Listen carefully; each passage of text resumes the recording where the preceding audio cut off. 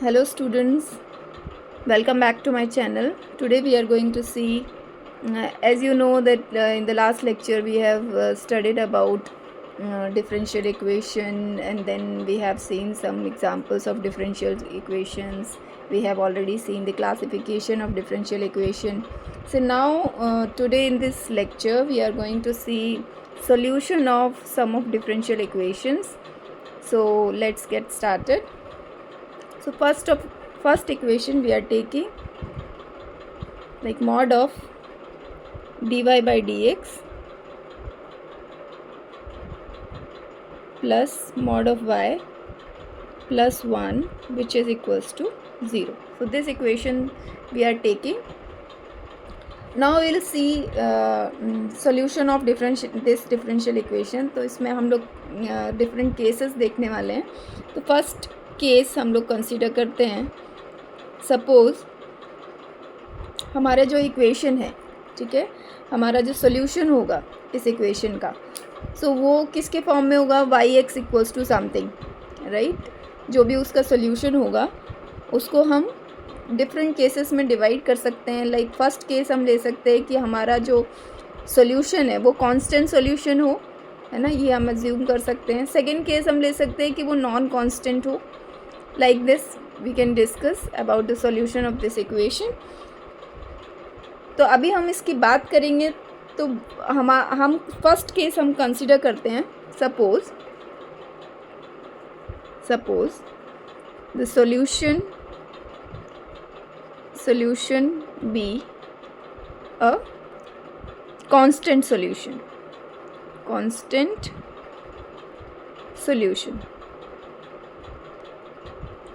like yx equals to c. ठीक है, तो ये हमारा हो गया constant solution. For every x belongs to for every x be a solution. This implies what?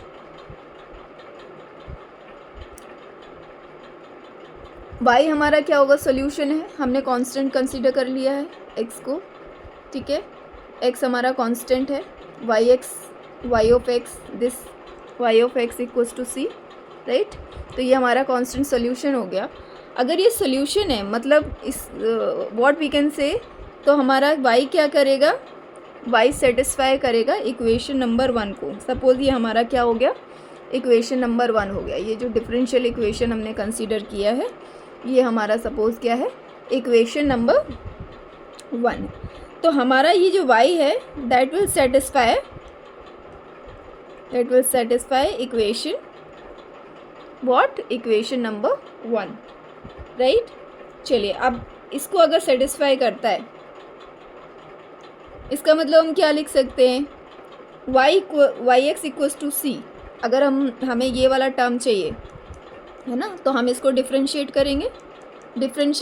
तो y को जब हम डिफ्रेंशिएट करेंगे विद रिस्पेक्ट टू x, और हम y क्या ले रहे हैं, कांस्टेंट ले रहे हैं, तो उस केस में क्या हो जाएगा, हमारा जो dy बाई डी एक्स है वो क्या हो जाएगा, 0 हो जाएगा, right. Differentiation of constant is 0 plus इसको हमने y, ये जो हमारा y है इसको हमने सोल्यूशन को y की वैल्यू क्या सपोज की है, कांस्टेंट सपोज की है ना. ये हमारा कांस्टेंट हो गया प्लस 1. अभी हम कांस्टेंट, कुछ भी कांस्टेंट कंसीडर कर लेते हैं अगर यहाँ पर, है ना, कुछ भी कांस्टेंट अगर हम यहाँ पे कर लेते हैं कंसीडर, तो क्या ये इक्वल टू 0 हो सकता है, नहीं हो सकता, है ना. कभी भी ये 0 के इक्वल नहीं होगा, क्योंकि प्लस 1 तो हमेशा ही एग्जिस्ट कर रहा है यहाँ पे. आप कुछ भी यहाँ पे रखोगे तो वो वैल्यू क्या देगा, यहाँ पे 0 कभी नहीं देगा.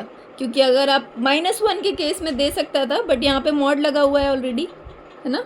तो -1 भी अगर आप सी को कंसिडर करते हो तो बाहर तो वो पॉजिटिव ही आएगा, राइट.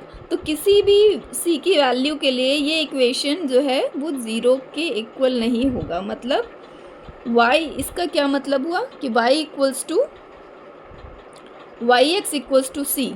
ये जो हमारा है वो क्या नहीं है, is not a solution, right, is not a solution of आप लिख सकते हो इक्वेशन नंबर और डिफरेंशियल इक्वेशन 1, ठीक है। तो इसका ये सोल्यूशन हमारा नहीं हो सकता है। चलिए, तो अभी हमारा फर्स्ट केस हो गया। अब हम सेकंड केस की बात करते हैं। हम केस 2 ले लेते हैं अभी।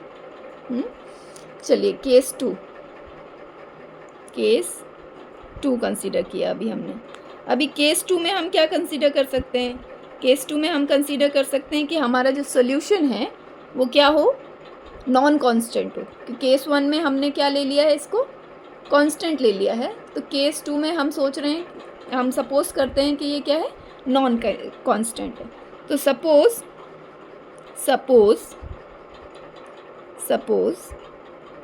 yx is a non constant, है ना, नॉन कांस्टेंट सॉल्यूशन, ठीक है। अगर ये नॉन कांस्टेंट सॉल्यूशन है तो क्या होगा, there must be x0 x0 आप बोल सकते हो, x0 सच दैट जो y ऑफ x0 है ये क्या नहीं होना चाहिए, हमारा 0 नहीं होना चाहिए। क्यों नहीं होना चाहिए 0? क्योंकि अगर हमारा ये 0 हो जाता है ना, अगर ये हमारा 0 हो जाता है तो क्या होगा, इसको आप ब्रैकेट में लिख सकते हैं, since if for every x, अगर हमारा yx क्या हो जाएगा, 0 हो जाएगा, तो इसका मतलब क्या होगा, y क्या हो जाएगा, हमारा कांस्टेंट हो जाएगा ना। जो सॉल्यूशन है हमारा that would be constant, so y is constant, ठीक है। अगर हम 0 ले लेते हैं यहाँ पे तो क्या हो जाएगा, हमारा y, हमारा सॉल्यूशन कांस्टेंट हो जाएगा। हम ऑलरेडी कंसीडर करके चल रहे हैं कि हमारा सॉल्यूशन, हम केस 2 डिस्कस कर रहे हैं जिसमें कि कांस्टेंट नहीं है ना, ठीक है। तो ये y ऑफ x0 0 नहीं हो सकता, तो एक x0 तो ऐसा एग्जिस्ट करेगा ही करेगा, ठीक है। उसके बाद हम क्या कंसीडर करते हैं, चलिए, अगर हम फॉर x0, ठीक है, x को हमने क्या कंसीडर कर लिया, x0, है ना, y dash of x0 plus y of x0 plus 1 which was equals to 0, ठीक है। तो अभी हम यहाँ क्या कर रहे हैं, ये हमारा क्या हो जाएगा, that would be greater than equal to 0, है ना, क्योंकि हम, ये हमारा क्या हो जाएगा, that would be greater then 0, mod लगा हुआ है, राइट। और ये तो हमारा क्या है, ग्रेटर देन 0 है ही, है ना। तो ये क्या हो जाएगा, हमारा पूरा इक्वेशन क्या हो जाएगा, नॉट इक्वल टू 0। इसका मतलब अगर हम 0 नहीं लेते हैं, है ना, हमने 0 नहीं लिया है इसको, x0 को, ठीक है, हमारा जो x0 है वो 0 नहीं है, ऑलराइट। उसके केस में एक ऐसा x0 जिसको अगर हम इक्वेशन में सब्स्टिट्यूट करते हैं तो वो हमें y 0 नहीं देगा, ऐसा हम कंसीडर करके चल रहे हैं, है ना। चलिए, तो ये हो जाता है हमारा। अभी अगर ये भी ग्रेटर देन 0 है, ये भी ग्रेटर देन 0 है, ठीक है, और +1 तो ग्रेटर देन 0 है ही, तो ये जब ऐड होंगे तो क्या ये 0 हो सकते हैं इक्वल टू, नहीं हो सकते ना। तो ये 0 के इक्वल होगा ही नहीं, मतलब ये इक्वेशन को सेटिस्फाई ही नहीं करेगी ये वैल्यू। फॉर दिस वैल्यू जो हमारी y मिलेगा, y सब्स्टिट्यूट कर रहे हैं हम यहाँ पे, ये इसको सेटिस्फाई नहीं करेगा, मतलब ये इसका सॉल्यूशन नहीं होगा। तो ये नॉन कांस्टेंट जो सॉल्यूशन है y हमने कंसीडर किया है नॉन कांस्टेंट सॉल्यूशन, तो ये भी इसका सॉल्यूशन नहीं होगा। तो आप इसका कंक्लूजन क्या दे सकते हैं, आप यहाँ पे कंक्लूजन दे सकते हैं, this differential equation has what, no solution, है ना, नो सॉल्यूशन। इस इक्वेशन के पास कोई भी सॉल्यूशन नहीं है। ठीक है, तो ये हमारा सेकेंड केस हो गया। तो हमने केस 1 कांस्टेंट और केस 2 नॉन कांस्टेंट दोनों ही केसेस को कंसीडर करके देख लिया है कि हमारा सॉल्यूशन एग्जिस्ट नहीं कर रहा है। तो हमने कंक्लूजन दे दिया है कि this differential equation has no solution. Alright, I hope समझ में आ रहा होगा आप लोगों को। चलिए अब हम लोग नेक्स्ट एक डिफरेंशियल इक्वेशन कंसीडर करते हैं और उसका सॉल्यूशन को डिस्कस करते हैं। तो सेकंड डिफरेंशियल इक्वेशन हमने कंसीडर की है dy/dx plus mod of y equals to 0।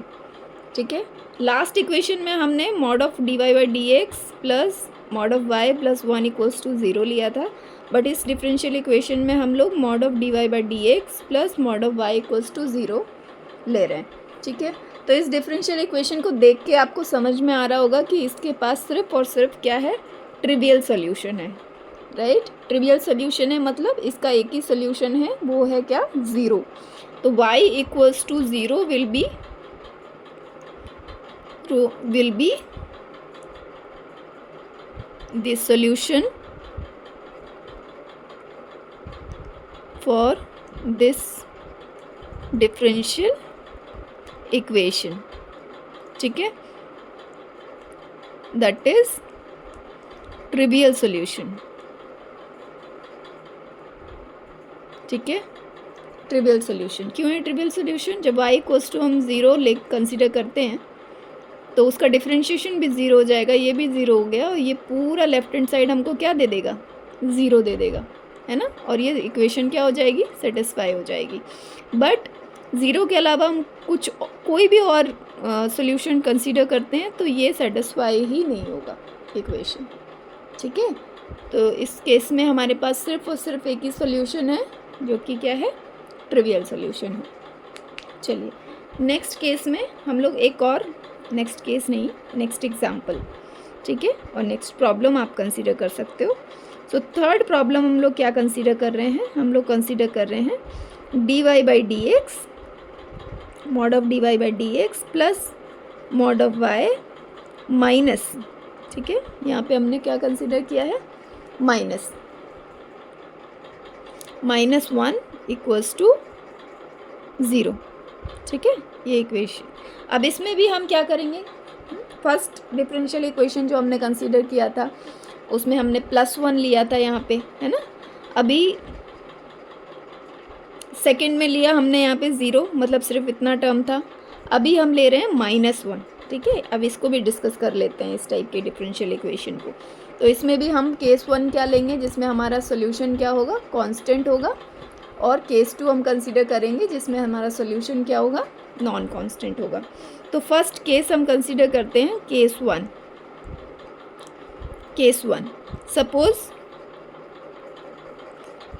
Suppose yx equals to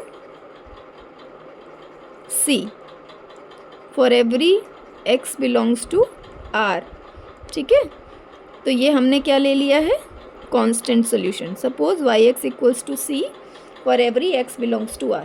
इसका मतलब क्या हो जाएगा, कांस्टेंट है तो उसका डिफरेंशिएशन क्या हो जाएगा, 0 हो जाएगा, है ना। ये इक्वेशन कंसीडर कर रहे हैं, इसको आप 1 कंसीडर कर सकते हो। तो ये तो 0 हो जाएगा, प्लस चलिए कोई भी कांस्टेंट होगा उसका डिफरेंशिएशन क्या हो जाएगा, 0 हो जाएगा। फिर हमने क्या लिया यहाँ पे, मॉड ऑफ c ले लिया, कोई जो भी कांस्टेंट कंसीडर कर रहे हैं, -1 इक्वल्स टू 0। ठीक है, this implies c equals to what, 1। Mod of c equals to क्या हो जाएगा, 1। इधर लेकर राइट हैंड साइड में लेकर जाओगे आप, तो mod of c equals to हो जाएगा 1, और this implies what, c equals to क्या हो जाएगा, ±1 हो जाएगा, है ना। तो c क्या हो जाएगा, ±1 हो जाएगा c की वैल्यू। तो this here you can say that yx equals to 1 for every x and yx equals to -1 for every x are solution for this for this differential equation. ठीक है, ऑलराइट। तो ये हमारा क्या हो जाता है, सोल्यूशन हो जाता है। सो y equals to 1 and y for every x and yx equals to -1 for every x are solution। चलिए अब हम लोग नॉन कांस्टेंट का केस डिस्कस कर लेते हैं। Case 2, when solution is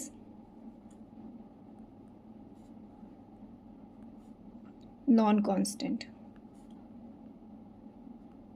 all right, non-constant solution। for that case हमारे पास एक x नॉट एग्जिस्ट करेगा such that mod of y of x not should not equals to 1। ठीक है, अगर ये 1 हो जाता है उस केस में हमें कांस्टेंट सोल्यूशन मिल जाएगा, है ना। हम लोग क्या कंसीडर करके चल रहे हैं कि हमारा सोल्यूशन क्या है, नॉन कांस्टेंट सोल्यूशन है। नॉन कांस्टेंट सोल्यूशन का केस डिस्कस कर रहे हैं।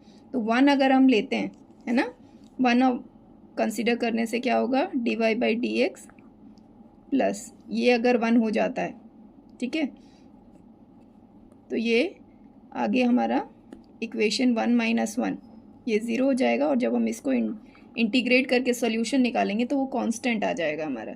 ठीक है, तो उसकी वजह से हम क्या नहीं ले सकते, 1 नहीं ले सकते, है ना। तो ये हमारा mod of Y X not क्या होगा, 1 नहीं हो सकता। ठीक है, तो this implies what, this implies mod of Y dash X not that should be greater than equal to 0। ठीक है, ये हमारा 0 से ग्रेटर होना चाहिए and Y of X not this should be greater than 1। ठीक है, अब ये हमारा 0 से ग्रेटर है तो ये वाला टर्म जो है mod of Y of X not ये तो हमारा ग्रेटर 0 से ग्रेटर हो गई, है ना। बट यहाँ पर क्या है, 1, यहाँ पर हमने ऑलरेडी कंसिडर किया है कि Y of X not is not equals to 1। तो ये दोनों कंडीशन को इंक्लूड करके हम क्या लिख सकते हैं, हम लिख सकते, अब ये भी ग्रेटर देन 1 है, ये भी ग्रेटर देन इक्वल टू 0 है। तो जब हम उसमें पुट करेंगे हमारे इक्वेशन में तो हमारा इक्वेशन सेटिस्फाई नहीं करेगा। ये equal to left hand side equal to 0 कभी नहीं आएगा। तो इस केस में what it implies this equation, this differential equation has no non-constant solution। ठीक है, तो for the given equation, given differential equation हम ये बोल सकते हैं कि हमारे पास सबसे फर्स्ट केस हमने देखा कांस्टेंट सॉल्यूशन के लिए। तो कांस्टेंट सॉल्यूशन में क्या आ गया था, हमारा 2 सॉल्यूशन आए थे, +1 एंड -1। ठीक है, नॉन कांस्टेंट सॉल्यूशन में हमारा सॉल्यूशन एग्जिस्ट नहीं कर रहा है। तो आज हमने देखे 3 प्रॉब्लम्स डिफरेंशियल इक्वेशन के, जिसको हमने उसका डिटेल सॉल्यूशन देखा, है ना। तो फर्स्ट इक्वेशन हमने देखा mod of dy/dx plus mod of y plus 1 equals to 0, इसका हमने सॉल्यूशन देखा। सेकेंड हमने सॉल्यूशन डिस्कस किया mod of dy/dx plus mod of y equals to 0 का, जिसमें ट्रिवियल सॉल्यूशन आ रहा था, है ना। और थर्ड हमने देखा mod of dy/dx plus mod of y -1 equals to 0। तो 3 प्रॉब्लम्स हम लोगों ने डिस्कस किए आज। तो आज के लिए इतना ही। See you in the next lecture. Till then stay happy, keep going and thank you so much for watching.